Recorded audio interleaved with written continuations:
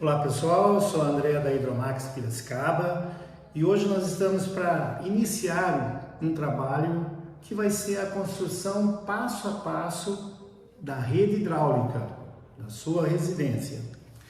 Então nos próximos vídeos vão ser uma série de vídeos e cada vídeo nós vamos detalhando o passo a passo. Então não perca, é muito importante isso, principalmente o último que vocês irão gostar muito. Até lá então e acompanhe a gente. Pessoal, olá, como vai? Todo mundo está bem aí? Que ótimo! Então vamos lá, vamos começar então o passo a passo. O passo a passo a gente começa com o projeto da sua residência, principalmente você conversando com o seu arquiteto, conversando com o seu engenheiro ou até mesmo com o seu construtor.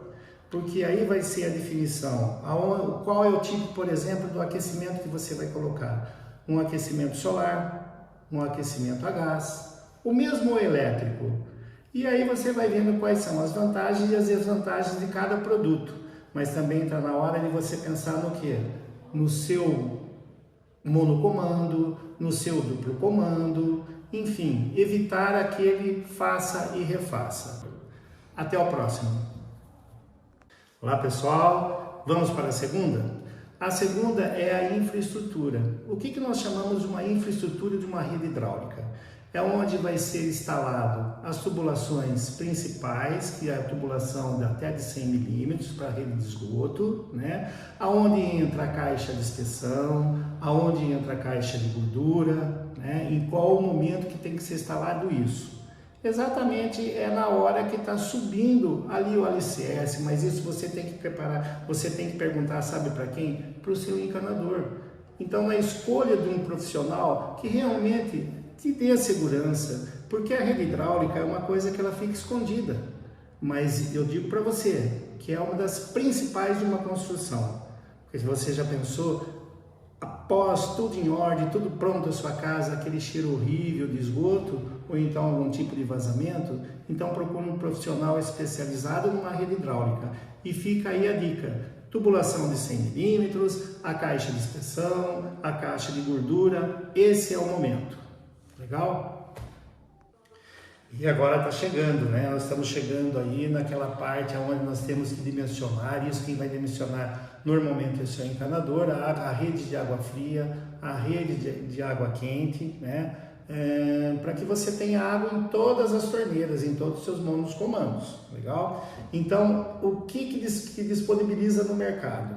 Para água fria é a tubulação marrom, para água quente é o CPVC, Super CPVC, né? Ele vai aguentar picos de 100 graus, então aí você tem a rede de água quente, porque a nossa rede desce duas, né? Nós temos a rede de água fria e a rede de água quente.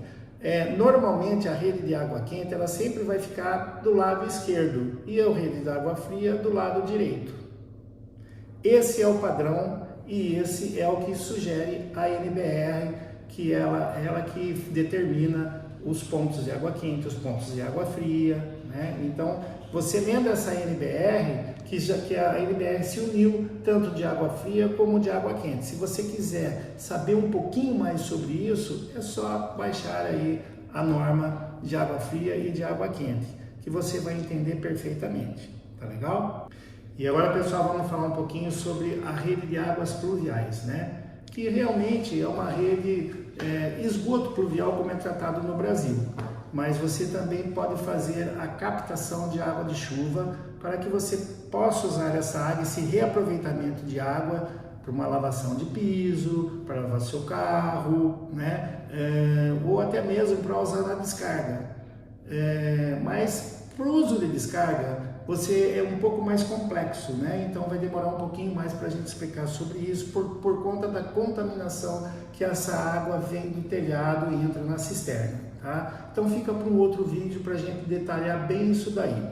Mas agora a gente vai falar então com relação à tubulação que você usa nos condutores e na rede principal, que é o tubo de PVC branco. É o tubo de PVC do esgoto, aquele branco, aquele mesmo que nós usamos na instalação da caixa de inspeção, aquele que nós usamos na caixa de gordura, né? Principalmente do esgoto principal, né? Tá legal? Então aí fica essa dica também. E aí, pessoal, hoje nós vamos falar um pouquinho sobre reservatório ou a caixa d'água. E aí, como que a gente vai calcular isso? Então, como que a gente calcula? O que a norma fala para a gente? A norma diz assim: eu preciso ter uma caixa que ela me dê 24 horas sem entrar nenhuma água da rede pública. Então, nós vamos calcular como? Eu posso calcular por pessoas, referente ao consumo de per capita de água. Então, nós calculamos aí em torno de 150 litros por pessoa. Então, se eu tenho 4 pessoas, eu vou ter 600 litros. Eu sempre dobro isso, né, para 1.200. Mas como eu não encontro 1.200 litros, né, de uma caixa com 1.200, eu encontro com 1.500. Ou você pode colocar até 2 de 1.000. Né? Normalmente a gente coloca 2 de 1.000. Uma para atender a válvula hidra ou a caixa acoplada, né, e a outra para mim atender a água de consumo, tá? Então, ou então nós podemos também dimensionar isso através de quarto. Então, quantos quartos eu tenho, e sempre a gente calcula 2 pessoas por quarto, naquela mesma forma, tá? Então, se eu tenho 1.000 de consumo, eu sempre coloco o dobro, para que não falte água no seu reservatório. Legal? Vamos para o sexto, pessoal? Vamos falar um pouquinho sobre o aquecedor solar. O aquecedor solar é muito legal, né? E como que a gente calcula? Nós calculamos 60 litros por pessoa. Se for atender a cozinha, mais 100 litros. E se for atender a banheira de hidromassagem, a metade do volume. Então eu somo todo e tudo isso e a metade do volume. E aí eu tenho um aquecedor, um reservatório térmico ideal para o meu consumo. Nem muito e nem menor, então ele fica naquela faixa ideal. Existem vários tipos de aquecimento de reservatório. Existe o reservatório alta pressão, o reservatório baixa pressão e o reservatório baixa pressão e nível. Isso é muito legal a gente saber qual é a diferença de um, qual é a diferença do outro. Por exemplo, uma alta pressão, ele vai aguentar até 4 kg de pressão. Tem alguns fabricantes que aguentam até 5 kg de pressão. Isso significa que a cada 10 metros de altura é igual a 1 kg de pressão. Então, esse alta pressão, eu consigo pressurizar o boiler antes. Então, eu tenho um pressurizador, o que é o pressurizador? Aumenta a pressão da sua água. Então, ele pode pressurizar tanto a água fria como a água que entra no seu reservatório térmico. Tá? O baixa pressão, ele é para 4 metros somente, então eu tenho 4 metros de altura. Então eu não posso pressurizar, senão o que vai acontecer? Eu vou estourar o seu reservatório térmico. Aí nós temos o que? Eu posso pressurizar ele pós-boiler, por isso que tem que ser um in-nível. O in-nível, ele tem uma tomada onde a gente coloca um respiro certinho para você está instalando o seu pressurizador pós-reservatório. Aí nós pressurizamos tanto a água quente como a água fria. Ficou essa dica aí, é muito legal isso, tá? Pessoal, uma coisa muito bacana também é quando chega na parte do acabamento, né? Já está chegando no final, né? Isso é muito gostoso, né? Uma sensação muito boa. E aí nós temos o quê? Escolher os tipos de acabamento. Existe uma infinidade de acabamentos.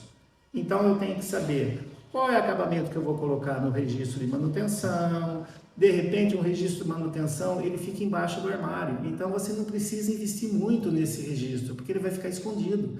Vamos deixar para investir naquele que vai ficar aparecendo, que são os registros de banheiro, né? Que eu vou abrir o chuveiro, né? Se for um monocomando, é um só movimento, né? Que eu tenho esquerda água quente, direita água fria, né? Enfim. Então, esse tipo de acabamento é um momento que você tem que ter muita calma, porque existem vários, tá? Aí você vai verificando no site, vai verificando qual é o preço, para aquele que mais se encaixar aí no seu perfil. Legal, pessoal, mas agora uma dica muito importante, é onde você vai comprar. Procure comprar numa loja que te dê um pós-venda, que tenha uma assistência técnica para que você não fique na mão na hora que você precisar. De repente a gente vê na internet vários produtos, né? E a gente não sabe qual é a procedência dele, se realmente tem um reparo que você possa trocar ou não. Senão, quando acontecer esse pane, né? O que vai acontecer? Você vai ter que trocar o seu metal e aí vai dar aquele trabalhão todo. Legal?